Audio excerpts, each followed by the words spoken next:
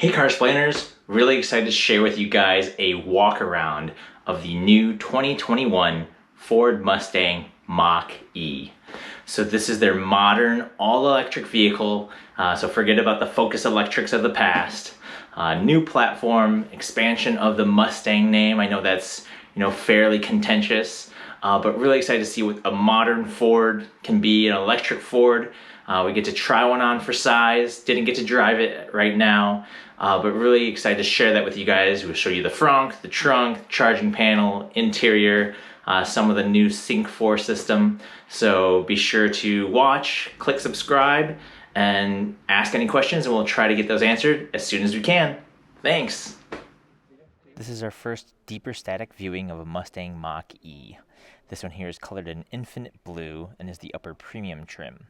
So all Mach-E's are the same 4-door crossover configuration.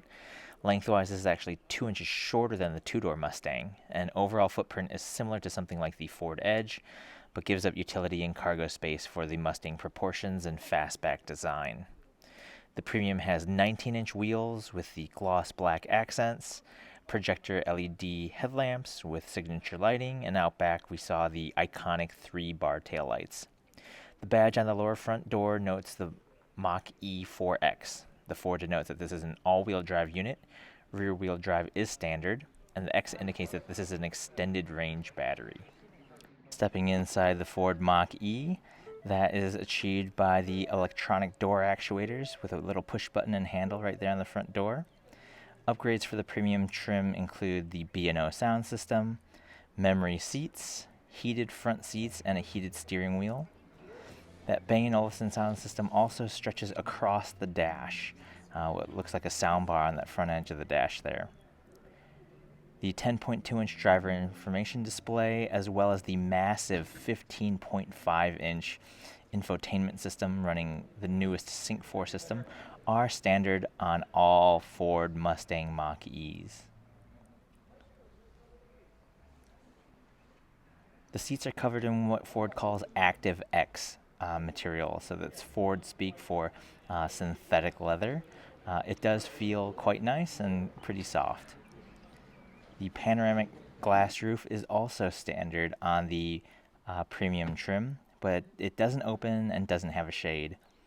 You'll see some of the hardware there in the steering wheel that has the driver attention monitor. That is part of the hardware that is standard for the upcoming active driver assistant technologies that will be available for a software upgrade later, post-launch. Electronic gear selector, electronic parking brake, and ahead of there we have the wireless charging tray down by the floor. And there's also wireless connectivity for your cell phone. Driver sunshade has the programmable garage door openers and also provides that sliding coverage to the side, which is always a nice thing to have. Auto dimming interior rear view mirror, overhead lights are LED, and we have a sunglasses holder. Again, just good view back of that giant fixed glass roof. So let us know in the comments. Do you prefer your glass roof to open? Would you be upset that it doesn't have any kind of sunshade in it? It does have a tint to it, so it does cut down on the heat that comes in without that coverage. Rear door, same electronic button, no handle, but it does kind of pop open just a few inches to let anyone get in.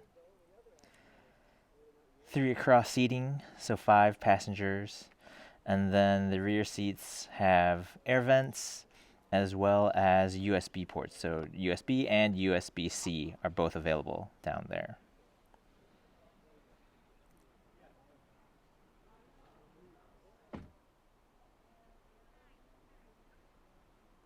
Pretty good headroom, and I'm able to sit behind myself. The seat cushion itself was a little bit low to the ground, so a little bit of kind of a knees up position without as much leg support, but definitely still a fairly spacious cabin overall.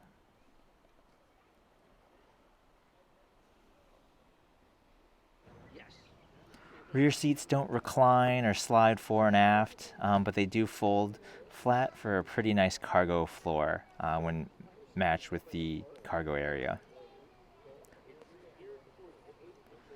Tapered roofline does cut down on overall cargo flexibility a little bit.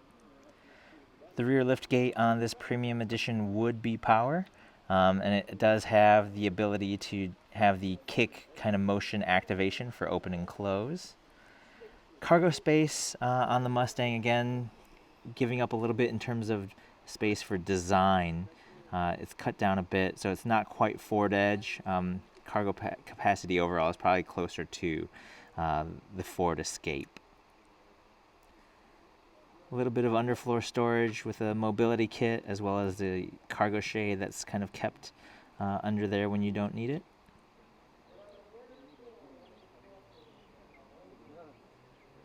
Easy button close for the power liftgate.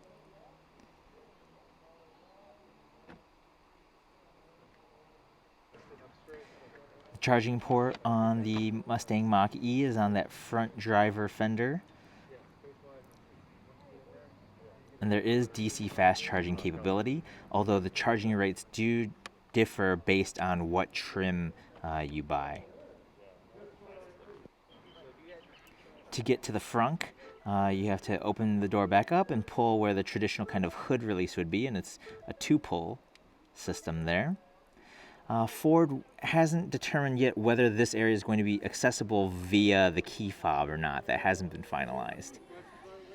And there's about 5 cubic feet of space here in the front, so pretty big, and there is an ability to have a drain hole at the bottom if you were to so use it as kind of a cooler. Nice little Mustang Easter eggs as well. Here, just want to show you playing around a bit with the Sync 4 system, just get an idea of what those visualizations look like. Again, very crisp, high resolution screen, but no hard controls other than that volume knob that sticks out of it. Everything is touch sensitive, kind of the fixed HVAC and temperature menu on that bottom fourth of the screen. Everything's, again, touch, and then some things bring up little bigger controls once you tap on them. Again, volume knob, which is nice for quick volume changes. Just trying to see, not as familiar with the system, but just trying to explore kind of nice visualizations for the channel displays.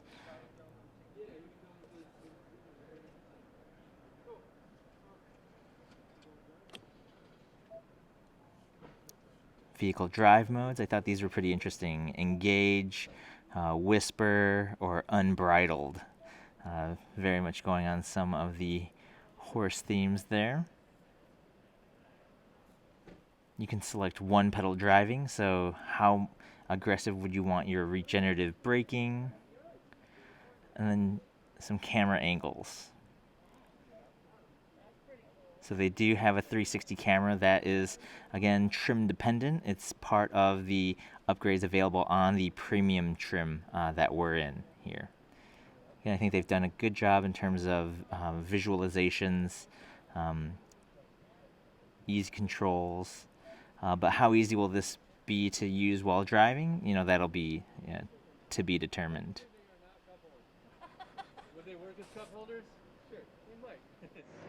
Ford has adopted dynamic turn signals up front now as well, so you kind of see they light up and then kind of fade away directionally. In the back, also, again, another sequential setup, more of the full on and then kind of a sweeping fade out. Thanks so much for watching. Hope you guys are excited about the Ford Mustang Mach-E, and be sure to click like and subscribe. Follow us on Facebook, Twitter, and Instagram. Thanks.